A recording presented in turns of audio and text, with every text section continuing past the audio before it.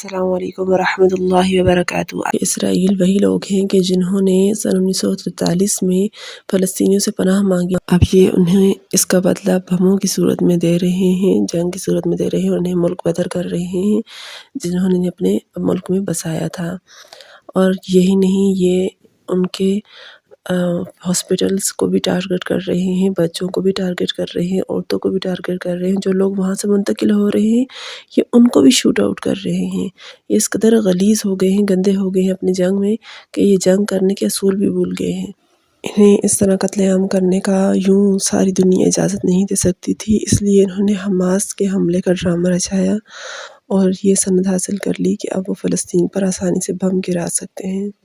ورنہ وہ فلسطین کی جو سالوں سے، کئی سالوں، 60 سال سے قریباً بتایا جا رہا ہے وہ اسرائیل کے قبضے میں ہے، اس کے پاس اتنے سارے راکٹس کہاں سے آ گئے؟